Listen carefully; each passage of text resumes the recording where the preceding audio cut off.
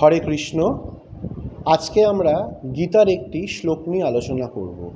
সেই শ্লোকটি হচ্ছে অধ্যায় 12 শ্লোক 2। তবে এই শ্লোকটি নিয়ে আলোচনা করার আগে আমি একটি সবিশেষ কথা বলতে চাই। সেই বিশেষ শুধু না, তার সাথে আমি সযোগ করে সবিশেষ করছি। সেই সবিশেষ কথাটি আমার নিজস্ব অনুধাবন। আমি আমার 36-37 বছর বয়স আমার হয়ে গেল। আমি যা প্রত্যক্ষ অভিজ্ঞতা লাভ করেছি তার উপর নির্ভর করে বলছি। আমাদের জীবনে সবথেকে দুর্মূল্য, সবথেকে প্রেশিয়াস জিনিস হলো সময়। আর সেই সময়ই আমরা সবথেকে বেশি করে অপচয় করি। আমরা অনেক আলতু ফালতু হাবিজাবি কাজ করি। এই সময়ের পূর্ণাঙ্গ ব্যবহার, সদ্ব্যবহার করা সম্ভব যদি তা আমরা ভগবান শ্রীকৃষ্ণকে নিয়ে কথা বলি, উনি গীতাতে কী বলেছে যদি সেগুলোকে নিয়ে আমরা আলাপ আলোচনা করি, তাহলেই আমরা জীবনে ভালো থাকব। গীতা হচ্ছে প্রেসক্রিপশনের মতো, আর আমরা অসুস্থ মানুষ। গীতার কথা আমরা যত বেশি শুনব, গীতার যে আমাদের লাইফস্টাইলের বর্ণনা দিয়েছে, সেই লাইফস্টাইল আমরা যতটা পারবো ফলো করব, ততই আমাদের কিন্তু উপকার হবে। আজকের যে শ্লোকটা, সেই শ্লোকে ভগবান শ্রীকৃষ্ণ অর্জুনকে বলছেন যে তার মতে, মানে ভগবান শ্রীকৃষ্ণের মতে, কে শ্রেষ্ঠ যোগী, শ্রেষ্ঠ যোগীর কী কী ফিচার, শ্রেষ্ঠ যে যোগী, শ্রেষ্ঠ যে ভক্ত, তিনি কিভাবে ভগবানের উপাসনা করে। আমাদের অনেকেরই ভীষণ ভুল ধারণা আছে। এই ধারণাগুলি কিন্তু আমাদের ভগবানের কাছে নিয়ে যাওয়ার থেকে ভগবানের থেকে আরও অনেক বেশি দূরে নিয়ে চলে যায়। আমি ভগবানের কাছে যেতে চাই, ঠিক কথা। ভগবানের কাছে যাওয়ার আমার তীব্র প্যাশন আছে, সেটাও ঠিক কথা, অত্যন্ত ভালো কথা। কিন্তু কোন পথে গেলে, কিভাবে গেলে ভগবানকে পাবো, সেটি কিন্তু আমাকে জানতে হবে। আজকে যদি আমি এখান থেকে তারকেশ্বরে যেতে চাই, তাহলে তো আমার কৃষ্ণনগরের ট্রেনে চেপে বসলে হবে না। আমাকে নির্দিষ্ট ট্রেনে চাপতে হবে, নেবে টোটো, অটো রিক্সা, যার যেখানে যেরকম ব্যাপার, আমাকে সেগুলো করতে হবে। শুধু কিন্তু ইচ্ছা থাকলেই হয় না, বা মনের মধ্যে ভক্তিভাব থাকলেই হয় না।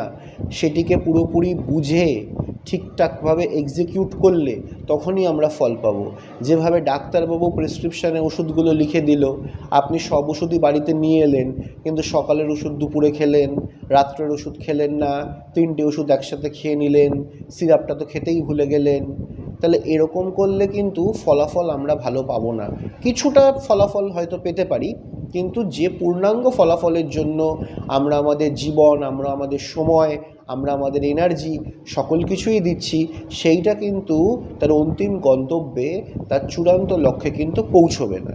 ঠিক আছে, তাহলে এক প্রকার ভূমিকা আমাদের হয়ে গেল। এইবারে আমরা আসবো হচ্ছে শ্লোকে। আমি আরও একবার বলে দিচ্ছি, শ্লোকটির নাম মানে অধ্যায় হচ্ছে 12 আর শ্লোকের নাম্বার হচ্ছে 2। ভগবান উবাচ। শ্লোকটা হচ্ছে এরকম, আমার সংস্কৃত উচ্চারণ খুবই পুয়ার, আপনারা দয়া করে সেটিকে ওভারলুক করবেন।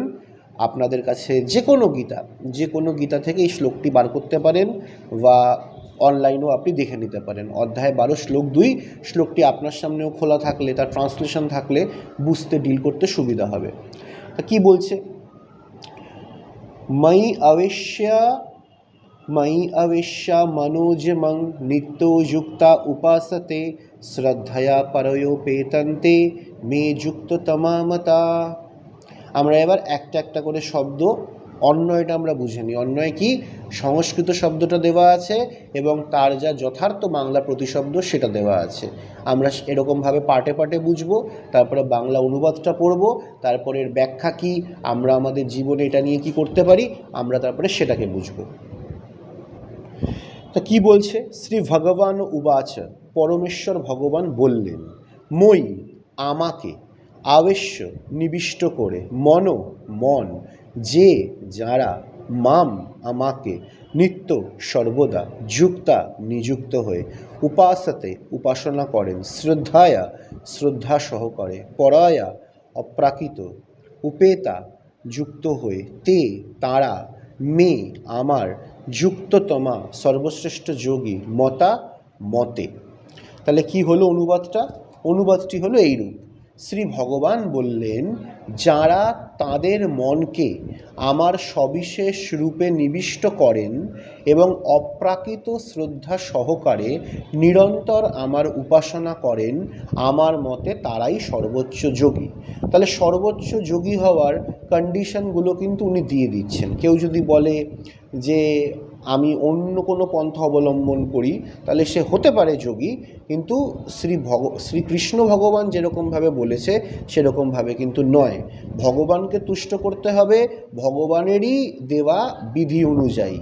আমার কলকাতা মেট্রো রেলে যে টোকেনটা চলবে সেটা কলকাতা মেট্রো রেলেই চলবে, সেটা কিন্তু মুম্বাইয়ের মেট্রো রেলে গেলে চলবে না। এটা আমাদের মাথায় রাখতে হবে। আমার এটা মনে হয়, অমুককে আমি দেখেছি, আমার জ্যাঠা বলেছে, এইগুলো দিয়ে কিন্তু হবে না। এখানে আমার বা আপনার ইন্ডিভিজুয়াল মনে হওয়ার কোনো রকম কোনো জায়গা নেই, একদম নেই মানে নেই।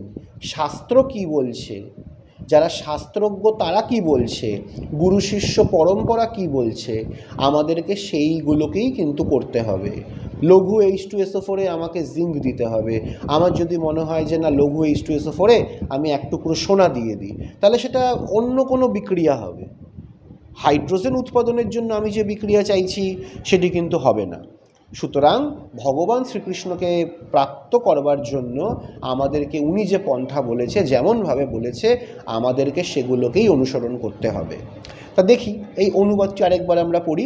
বলছে ভগবান, যারা তাদের মনকে আমার সবিশেষ রূপে নিবিষ্ট করেন, মানে কি, 3-4টা কন্ডিশন আছে সর্বশ্রেষ্ঠ যোগী হওয়ার। প্রথমটা কি, যারা তাদের মনকে আমার সবিশেষ রূপে নিবিষ্ট করেন। মানে ভগবানের তো একটি নির্দিষ্ট আকার বা আকৃতি আছে। উনি চতুর্ভুজ রূপী হলে নারায়ণ, আর দ্বিভুজ রূপী হলে উনি ঘনশ্যাম। এইটি হচ্ছে সবিশেষ রূপ। সেই রূপটিকে, সেই ছবিটিকে যারা মনে মনে কল্পনা করে, আমার কথা ভাবে, এটা গেল হচ্ছে নিবিষ্ট করে, এটা গেল ফার্স্ট কন্ডিশন। এবং অপ্রাকৃত শ্রদ্ধা সহকারে নিরন্তর আমার উপাসনা করে। নিরন্তর মানে যতক্ষণ তিনি জেগে আছে তখনই উপাসনা কোনো না কোনোভাবে করছে। সবসময় যে হাতে ধূপধুনো নিয়ে উপাসনা করতে হবে বা ভগবানকে ফল মিষ্টি দিয়ে উপাসনা করতে হবে, এটা কিন্তু একদমই না। আমরা যখন ব্যাখ্যা পড়ব তখন আমরা জানবো, শিখব যে নিরন্তর উপাসনা বলতে কি বোঝানো হয়েছে এবং কিভাবে আমরা আমাদের দৈনন্দিন জীবনচর্যার মাধ্যমে এই নিরন্তর উপাসনা করে ভগবান শ্রীকৃষ্ণের আশীর্বাদ লাভ করতে পারি। থার্ড কন্ডিশন না, থার্ডে উনি কনক্লুশনে কি বলছে, এইগুলো যে বা যারা যারা করে, আমার মতে মানে ভগবান শ্রীকৃষ্ণের মতে তারাই হচ্ছে শ্রেষ্ঠ যোগী। ঠিক আছে, এবারে আমরা আসবো তাৎপর্যতে। অর্জুনের প্রশ্নের উত্তরে শ্রীকৃষ্ণ স্পষ্টভাবে বলেছেন, যার মন তার সবিশেষ রূপে আবিষ্ট এবং শ্রদ্ধা ও ভক্তি সহকারে যিনি তার উপাসনা করেন, তাকেই সর্বশ্রেষ্ঠ যোগী বলে জানতে হবে। লাইনটা ভালো করে আমরা পড়ি, ভালো করে জানি, বুঝি। তাহলে ভগবানকে যদি আমার পেতে হয়, জানতে হয়, তাহলে আমার মূলত কি দরকার? আমার দরকার হচ্ছে শ্রদ্ধা ও ভক্তি। খুব ভালো করে আমরা শুনি, এখানে কিন্তু অর্থ ও শক্তি বলছে না, এখানে বলছে শ্রদ্ধা ও ভক্তি। অর্থ ও শক্তি যে কেউ প্রয়োগ করতে পারে, অনেকে প্রয়োগ করে ভাবেও হ্যাঁ আমি নিশ্চয়ই ভগবানকে পেয়ে গেলাম। এটা বাস্তব জীবনের ইনস্টিটিউশনে, মন্দিরে এরকম হতে পারে যে কেউ একটা 500 টাকা দিল, 1000 টাকা দিল, সে লাইনে এগিয়ে গেল। সে লাইনে এগিয়ে গেল টাকাটা দিয়ে, তার মানে এটা নয় যে সে মানে পুণ্য অর্জন করবে, হয়তো তার উল্টোটাই হবে। তো আমাদের এরকমভাবে ভাবলে হবে না। সত্যি সত্যি চিন্ময় জগতে ভগবান কোনটাকে গুরুত্ব দেয়? কেউ 50,000 টাকা ছুড়ে দিয়ে বলল শ্রীকৃষ্ণকে, ঠাকুর তোমাকে টাকা দিয়েছি, তুমি আমাকে দেখা দাও, সেটা করলে ভগবান আসবে না? 5 কোটি টাকা দিলেও আসবে না। কিন্তু যে পথের ভিখিরি কুড়ে ঘরে থাকে, যে এক মনে নিবিষ্ট চিত্তে ভগবানকে ডাকে, ভগবান শ্রীকৃষ্ণের তার কাছে আসার সম্ভাবনা অনেক বেশি। আমাকে ভক্তি দিয়ে ডাকতে হবে, শক্তি দিয়ে না। আমাকে শ্রদ্ধা দিয়ে ডাকতে হবে, অর্থ দিয়ে নয়। এভাবে যিনি কৃষ্ণ ভাবনায় ভাবিত হয়েছেন, তিনি আর কখনো জাগতিক কর্মবন্ধনে আবদ্ধ হন না, কারণ শ্রীকৃষ্ণের প্রীতি সাধনের জন্যই তখন সব কিছু করা হয়। এই জায়গাটা খুব ভালো করে বুঝতে হবে। কিন্তু যে আমরা কর্ম করলেই বন্ধনে আবদ্ধ হব, জাগতিক কর্মবন্ধন। এবার জাগতিক কর্মবন্ধনে যদি আবদ্ধ হয়ে যাই, তাহলে আমরা তো ভগবানের চিন্ময় গুণ, তার চিন্ময় রূপ, লীলা সম্পর্কে আর জানতে পারবো না। তাহলে আমাদেরকে কি করতে হবে? আমাদের এমনভাবে কাজ করতে হবে যাতে আমার কোনো জাগতিক কর্মবন্ধন না হয়। একটা উদাহরণ দিই। আমি বাজারে গেলাম পনির কিনতে। এবার পনিরটা আমি যখন কিনতে গেছি, আমি বারবার করে চেক করছি পনিরটা কীরকম, কী ব্যাপার। রান্না করতে এসে ভাবছি ঝাল তেল নুন ঠিক হবে তো, না হলে আমি কি করে খাবো, রান্নার স্বাদ ভালো হবে তো। আমার মধ্যে এক্সপেকটেশন, অ্যাংজাইটি ইত্যাদি সবই তৈরি চলছে। আমি নিজে সিদ্ধান্ত নিচ্ছি, আমি নিজে খাবো, আমি নিজে বাজার করব, সব কিছু আমি নিজের জন্য বা নিজের যা পরিবার আছে তার জন্য করছি। এবার আমি যদি এরকমভাবে চলতে থাকি, আমরা এরকমভাবেই চলি, ফলে কি হয়, প্রত্যেকটা কর্মের সাথে আমাদের বন্ধন তৈরি হয়, সেগুলো আবার নতুন করে কর্ম তৈরি করে, আবার সেখান থেকে বন্ধন তৈরি হয়। যেরকম ডাল থেকে পাতা, পাতা থেকে ডাল, আবার ডাল থেকে পাতা, এরকমভাবে গাছের কলেবর বৃদ্ধি পায়। সিমিলারলি আমাদের সাথেও এটা হয়। তাহলে কি উপায় আছে যে কর্ম করব কিন্তু বন্ধনে আবদ্ধ হব না? যখন আমরা শ্রীকৃষ্ণের সন্তুষ্টি বিধানের জন্য কর্ম করব, তখন আমরা আর আবদ্ধ হব না। শ্রীকৃষ্ণ পছন্দ করে, তাহলে আমি এরকম পোশাক পরলাম। আমাকে আর ভাবতেই হলো না আমি জিন্স পরবো, না আমি বেল বটমস পরবো, না আমি ট্রাউজার পরবো, তার সাথে আমি ম্যাচিং কি সানগ্লাস পরবো না জুতো পরবো। আমার কোনো চিন্তা ভাবনা নেই। আমি কি খাবো, আমি পনির বাটার মশলা খাবো, না পনির রেজালা খাবো, নাকি আমি অন্য কিছু খেতে যাব, আমার সেসব কিচ্ছু ভাবতে হবে না। আমি তো নিজের জন্য খাচ্ছি না, আমি তো নিজের জন্য পড়ছি না। শ্রীকৃষ্ণ সমস্ত কিছু বলে দিয়েছে, আমি শুধুমাত্র ওনার সন্তুষ্টি বিধানের জন্য এগুলো করছি। তাহলেই কিন্তু এরকমভাবে কর্ম করলে আমি আর কর্মবন্ধনে আবদ্ধ হব না। তাহলে বোঝা গেল কি করলে আমরা কর্মবন্ধনে আবদ্ধ হব না। শ্রীকৃষ্ণের সন্তুষ্টি বিধানের জন্য যে কর্ম করব, সেই কর্মতে আমরা আবদ্ধ হব না। আর যে সমস্ত কর্ম আমরা নিজেদের এবং নিজেদের চারপাশের তথাকথিত প্রিয় মানুষ বা বিষয়বস্তু সম্পর্কিত কারণে যে সমস্ত কর্ম করব, সেই সমস্ত বন্ধনে আমি আবদ্ধ হবই হব। শুদ্ধ ভক্ত সর্বদাই ভগবানের সেবায় যুক্ত থাকেন। কখনো তিনি ভগবানের নাম কীর্তন করেন, কখনো তিনি ভগবানের কথা শ্রবণ করেন, অথবা শ্রীকৃষ্ণ সম্বন্ধীয় গ্রন্থ পাঠ করেন।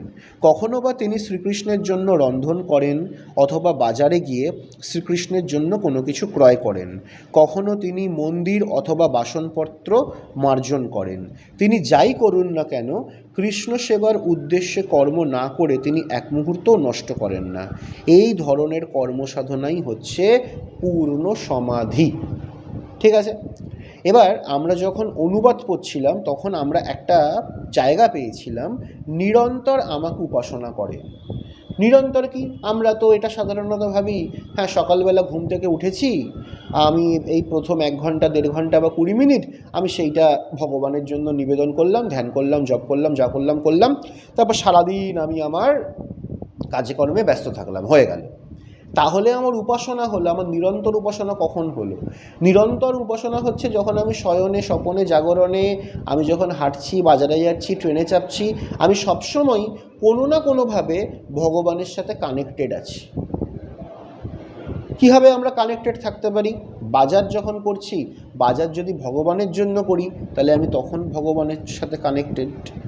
আমার উপাসনা হয়ে আছে, আমার কাছে ফাঁকা সময় আছে, আমি যদি ইউটিউব স্ক্রল করি, আমি যদি ফেসবুক গিয়ে রিলস দেখি, আমি যদি ইনস্টাগ্রাম করি, তাতে কি আমার আখেরে কিছু ভালো হবে? মানে সত্যি যদি আমরা ভেবে দেখি, কি দেখি আমরা এই ফেসবুক, ইনস্টাগ্রাম, ইউটিউবে যেগুলো দেখি, সেগুলো তো অধিকাংশই খুবই খারাপ। সেই সমস্ত সেক্স আর ভায়োলেন্স, এই দুটি ইমোশন দ্বারা চার্জ যে কন্টেন্টগুলো আছে, তারা আমাদের মধ্যে যে রিয়াকশানগুলি তৈরি করে, সেগুলি ভগবত ভক্তি তো ছেড়েই দিন, আমাদের দৈনন্দিন জীবনযাপন চর্যার জন্য সেটা একদমই ভালো না। তবু আমরা সেটা করি, দুটি কারণে করি। এক তো হচ্ছে আমরা যখন স্ক্রল করি, তখন এগুলোর যে অ্যাভেলেবিলিটি এগুলো অত্যন্ত বেশি। তার জন্য আমি ঠিক করেছি কেউ শুনুক না শুনুক, ঘরের চারটে দেওয়াল তো শুনছে, আমি তাদের কথা ভেবে তাদেরকে শোনানোর জন্য আমি কিছু স্পিরিচুয়াল কন্টেন্টও আপলোড করব ইউটিউবে, ফেসবুকে, যেন স্ক্রল করতে করতে কারোর সামনে আসে। সে দেখুক না দেখুক তার ইচ্ছা, কিন্তু ভগবান কোনো না কোনো মাধ্যমে পাঠিয়ে দিচ্ছে, সেটা ভগবানের স্কিম। এবার এই স্কিমের কে পার্ট হবে কি হবে না এটা তার চয়েস। তাহলে আমরা যদি নিরন্তর উপাসনা করতে চাই, আমরা কিন্তু চাইলেই করতে পারি। শুধু মোবাইলের জায়গায় আমাদেরকে হাতে গীতা রাখতে হবে বা শ্রীকৃষ্ণ সম্বন্ধীয় আমাদের বই পড়তে হবে। আমরা তো অলরেডি মোবাইলের নিরন্তর উপাসনা করছি, শুধু মোবাইলকে রিপ্লেস করতে হবে আমাদের কি ভগবানের বাণী দিয়ে।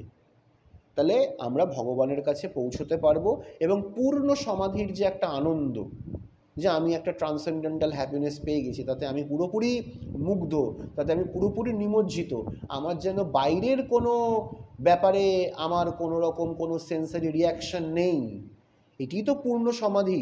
আমি ভেতরের আনন্দতেই পুরোপুরি বিলীন হয়ে আছি, সেটি পাওয়া সম্ভব। তার জন্য আমাদেরকে ভক্তির যে 9টা অঙ্গ আছে আমাদের সেটা পালন করতে হবে। কটা অঙ্গর কথা তো এখানে বলেই দিয়েছে, আমরা পরবর্তী আলোচনাতে অন্যান্য আরও অঙ্গ নিয়ে কথাবার্তা বলবো।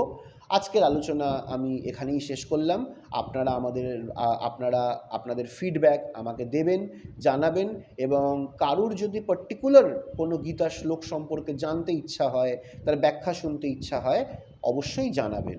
আমি নিজেও যে খুব জানি এরকম না, কিন্তু আমি চাইছি আমরা সকলে মিলে আলোচনা করি এবং বিভিন্ন ইকোসিস্টেম আছে, toxic ecosystem, corrupt ecosystem, political ecosystem, আমরা একটা না স্পিরিচুয়াল ইকোসিস্টেম তৈরি করি, যেখানে আমরা আধ্যাত্মবাদ, গীতা, শ্রীমদ্ ভাগবতম এইসব নিয়ে কথাবার্তা বলবো।